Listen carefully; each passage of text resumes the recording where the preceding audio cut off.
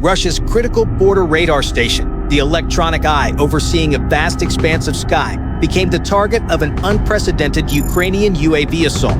In the dim morning mist near Sumy, a swarm of AN-196 Luty drones roared off their launch pads, kicking off the largest unmanned operation in the history of modern warfare. The target wasn't a convoy or a supply depot, but a multi-hundred-million-dollar early warning hub, a linchpin of Russia's air defense network in Kursk and Belgorod. Inside the complex lay a massive phased array antenna, power stations, and missile stockpiles, the heart of the entire grid.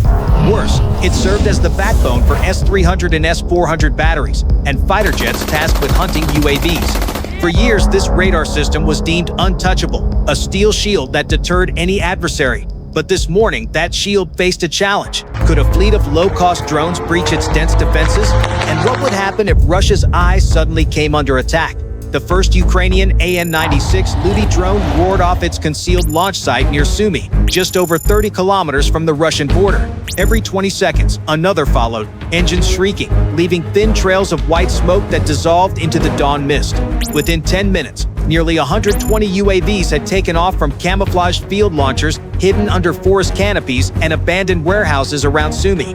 This was no test run. It marked the start of Ukraine's most coordinated strike against a single target, Russia's border radar station, the critical electronic eye of the air defense network in Kursk and Belgorod. Inside an underground bunker, green light from screens illuminated the tense faces of the control crews. Signals flashed steadily. Green meant safe. The UAVs were in formation and maintaining stable flight paths.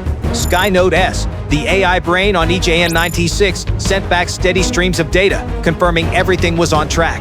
No one spoke much. At this moment, every breath was measured in seconds, as all understood the danger was moments away. An early warning broke the tense silence. Electronic intelligence stations reported Russia's surveillance system had detected anomalies. Moments later, across the border, 4 Iskander missiles launched, streaking skyward at nearly Mach 6. Each carried a 700-kilojoule warhead, locked onto the coordinates of the UAV launch sites around Sumy. Flight time, just 11 minutes, too short to evacuate, but enough to release the remaining drones if every second was seized. No one in the bunker fled. Instead, a sharp command rang out. Launchers flared repeatedly, forcing the final UAVs into the air even as procedures were cut short. In the sky, dozens of tiny glowing specks formed a line, skimming hills, forests, and rivers like a swarm of iron bees escaping a trap. Behind them, the ground shook. Thunderous explosions echoed, shockwaves ripping through forests, uprooting trees, and leaving blackened craters. Uncamouflaged launchers turned to ash. Russia believed they'd crushed the UAV fleet on the ground. They were wrong. On Ukraine's control screens, green signals still glowed. Over 100 drones had evaded the scythe of death, splitting into 3 distinct attack groups. 70 veered north to avoid S-400 defenses, 50 swung east, where Russian fighters posed the greatest threat, and 60 slid south, ready to pierce electronic jamming zones. Each group followed its own path, but all converged on one rendezvous: Russia's border radar station, the nerve center of the region's air defense network. The eastern sky began to lighten, but the UAVs were nearly invisible. Their small composite bodies reflected radar like a flock of birds. Engine noise was swallowed by the wind. Skynote S kept them at precise distances, exchanging short encrypted signal bursts to adjust without revealing positions. The Sumy control crews sat in silence, only the hum of bunker fans audible. Their hearts raced, but their hands stayed steady on the controls. They knew the truly dangerous leg had just begun. At 0430, the surviving UAV fleet cleared the Iskander devastated zone. Behind them, black smoke rose from destroyed launch sites. But ahead, the iron swarm pressed toward its target. The opening strike had succeeded. Russia's border radar station remained unaware. But in mere minutes, an invisible storm would descend, and the electronic gateway of a front line spanning hundreds of kilometers would tremble. 0415, the AN-196 UAV swarm, having escaped the Iskander barrage, pressed deeper into border airspace. The morning's thin mist clung to the hills, while below, every Russian antenna, radar, and electronic eye was activated. The 3 attack groups split entirely, each facing a distinct firewall that every drone had to overcome with speed, artificial intelligence, and the cold patience of remote human operators. The northern group's 70 UAVs curved toward the northwest hills, heading straight for Sumy. Ahead lay the S-400 air defense grid, Russia's pride, with 92 N-6E radars capable of detecting targets hundreds of kilometers away. On Russian control screens, faint signals appeared, resembling a migrating flock, but instinct told them these were no harmless birds. Two massive missiles launched, streaking through the fiery sky. The UAVs instantly dropped altitude, hugging hills and hiding behind terrain folds. Skynote S calculated flight paths every second, causing the missiles to overshoot and explode in empty air. The blast echoed like a warning, but not a single UAV was hit. 12 lost signals after colliding with power lines or trees while flying too low, but the remaining 58 pressed on, threading narrow valleys to evade the next radar sweep. The southern group's 60 UAVs flew straight into a dense electronic warfare zone. From afar, Ukrainian control screens went dark. GPS signals vanished. Russia had erected a 200-kilometer electronic desert where all navigation signals were choked by high-powered jamming waves. For ordinary UAVs, this would be the end. But the AN-196 didn't rely solely on GPS. As signals died, Skynote S switched to visual navigation. Optical cameras scanned the ground, matching highway M4 curves and railway lines to stored imagery. Above, the UAVs flew in tight formation like a flock, each analyzing thousands of frames per second to stay on course. Truck exhaust occasionally clouded their lenses, but the AI was smart enough to recalibrate. For 25 minutes, the formation silently pierced the electronic void. 8 drones fell due to overheated engines or damaged wings from rushed launches, but 52 emerged from the dead zone, maintaining low altitude and steady speed. The Eastern Group 50 UAVs faced the fiercest challenge. At 04:55, a squadron of Su-35s scrambled from Voronezh Air Base. Each carried 12 R-77-1 missiles, designed for small, slow targets. The jets climbed, their radars locking onto UAV clusters flying just 200 meters above ground. The first missile shredded an AN-196, turning it into a small fireball over a field. But the cost equation favored Ukraine. Each R-77 cost millions, while a UAV was worth less than $200,000. In 15 minutes, 32 missiles were fired, downing only 15 UAVs. Most escaped, using the complex rural terrain, tree clusters, abandoned barns, and small canals to disrupt radar sweeps. By 05:10, the Su-35's fuel ran low, forcing them to retreat, leaving 35 UAVs to press forward. Meanwhile, decoy forces began their planned sacrifice. 20 outdated commercial drones, fitted with radar reflectors, climbed to 5,000 meters. They emitted strong signals, appearing on Russian screens as a swarm of cruise missiles heading for Moscow. Instantly, dozens of air defense missiles launched, joined by 2 fighter squadrons. Within 10 minutes, all 20 decoys were destroyed. But Russia paid dearly in costly munitions and strategic distraction. At 05:20, the 3 main attack groups cleared their first gauntlet. In the Sumy bunker, operators updated data. From 120 initial UAVs, 58 remained in the north, 52 in the south, and 35 in the east, 145 still flying. Despite losing nearly a quarter of the force, this was enough to overwhelm any defense system. The sky ahead brightened. The UAVs hugged low ridges, wove through valleys, and skimmed forests to avoid radar lock. Their faint electric hum was swallowed by the wind, leaving only dim trails behind their wings. On Russian radars, signals flickered in and out, confusing operators unable to distinguish birds from UAVs from true threats. But they were coming, group by group, forming an invisible current. At the border, the massive radar station's antennas still spun, oblivious to the iron swarm that had slipped through deadly jaws. Ukraine had accepted losses, but the UAV storm retained its power. And as the clock ticked to 05:30, the surviving AN-196s held formation, zeroing in on the radar station, Russia's electronic heart, now minutes from a fiery reckoning. To 05:45, signals from the UAV swarm entered the range of Russia's border defense network. The target radar station's phased array antennas still spun, emitting invisible radar pulses across the sky. Instantly, the surrounding low-altitude air defense systems went on red alert. 6 Pantsir S-1 batteries and 2 Tor M2 units deployed, their 30mm cannons aimed skyward, while missile launchers stood erect, ready to fire. Inside the cabins, crews received warnings. Hundreds of targets were converging from multiple directions. The first AN-196s from the northern group entered firing range.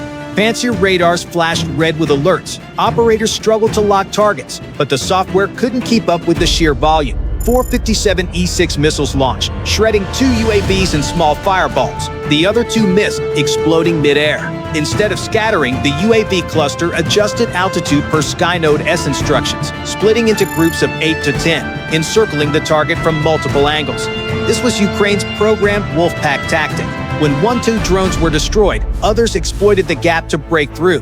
In the first 3 minutes, over 20 UAVs were shot down. Burning trails fell across border fields, leaving wisps of smoke, but hundreds of signals still closed in. Pantsir batteries swiveled frantically, their 2 838M 30mm cannons opening fire. Thousands of rounds sprayed upward, weaving a net of glowing orange tracers like a reverse meteor shower. Yet the UAVs slipped through, dropping to 50 meters, hugging sparse forests and villages to dodge radar. In the south, UAVs emerging from the GPS jam zone faced a fierce counterattack. A Tor M2 battery fired, launching 4 short-range missiles in 10 seconds. 2 UAVs exploded, but the rest split formation, diving in clusters of 5 to 6, constantly shifting altitude to blind radar with false targets.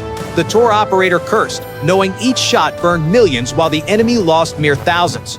At 06, all 3 UAV groups converged on a single attack axis. Over 140 surviving drones formed a massive swarm. On Russian defense screens, the airspace was flooded with signals, overwhelming systems with incessant alerts. Unable to prioritize targets, crews fired at anything they could lock. Missiles launched like fireworks, but the kill rate couldn't match the influx. The leading UAVs began their counterattack. Each carried a 10 to 15 kLH warhead, enough to destroy radar stations, command vehicles, or fuel depots. Within 2 kilometers of the first Pantsir battery, 10 UAVs dove, ignoring the hail of fire. 3 were shredded mid-air, but 7 broke through. 1 slammed into a launch vehicle, turning it into a fireball and scattering unused missile tubes. 2 hit the control cabin, burying the crew in black smoke. The rest struck ammunition trucks, detonating the field stockpile. The blast crippled 2 nearby batteries. Amid smoke and flying metal, more UAVs poured in like a flood. Surviving crews screamed orders, firing remaining missiles and switching to 30mm cannons. The high-speed whine of spinning barrels drowned out UAV engines, downing dozens more. But ammo reserves lasted only 40 seconds of continuous fire.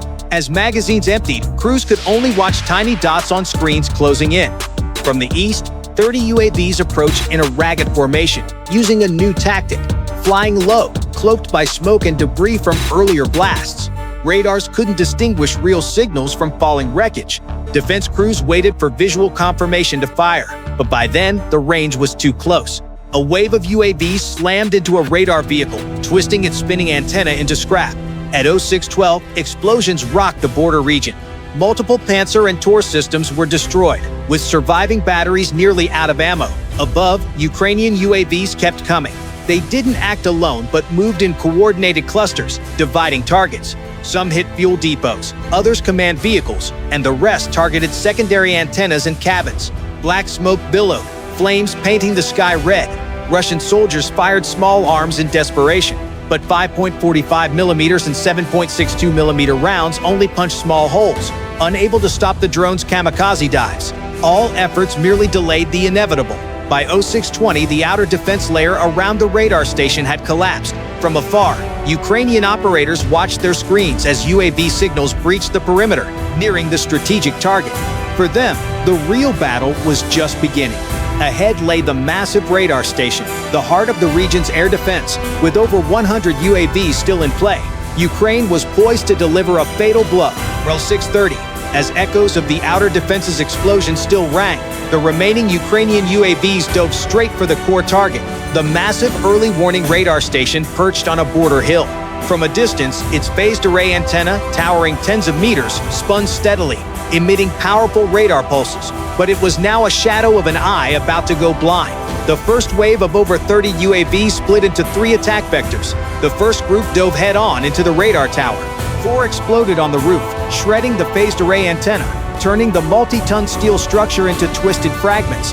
The second group targeted the auxiliary power generators, housing dozens of fuel tanks. A chain of explosions erupted, blazing into a towering inferno, crippling the emergency power supply. The third group struck the control buildings, demolishing cabins with coordination equipment. In under 90 seconds, the radar station's 3 core components were obliterated.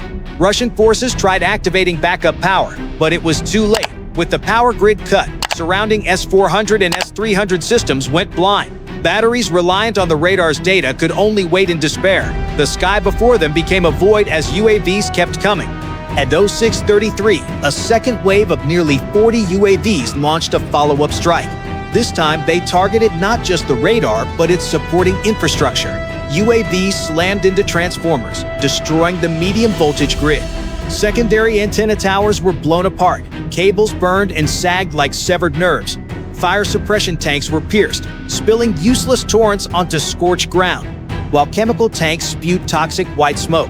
At 0635, a third wave of over 25 UAVs hit. They dove into ammunition depots and technical rooms. Chain explosions thundered, stored missiles igniting and streaking skyward like deadly fireworks. Shockwaves spread hundreds of meters, obliterating remaining bunkers. Thick black smoke blanketed the area, dimming the dawn. Amid the haze, the final UAVs targeted anything still standing. Warehouses, secondary antennas, and guards' quarters. With no strategic targets left, they turned the entire site into a sea of fire. By 0638, the radar station, once the nerve center of Russia's border air defense, was reduced to blackened steel frames and glowing craters. Surviving Russian soldiers fled, some dazed by shockwaves, others collapsing amid debris. No one could resist anymore. From the Sumy bunker, Ukrainian operators watched data from accompanying reconnaissance UAVs. The footage was clear. The radar antenna was shattered, control buildings were rubble, and depots exploded in sequence. The mission was complete. The entire electronic gateway of the region had fallen in under 10 minutes. At 0640 of the initial 100-plus UAVs, fewer than 40 remained. But that was enough to etch one of the most successful UAV assaults in modern warfare. Russia lost a radar station worth hundreds of millions, along with its supporting infrastructure. More critically, a vast air defense corridor was now a deadly void, with no eyes left to watch the sky. In silence, the Ukrainian operators removed their headsets, exhaling after hours of tension. They knew the war wasn't over, but at least a decisive blow had been struck to Russia's air defense heart, opening a new door for future strikes.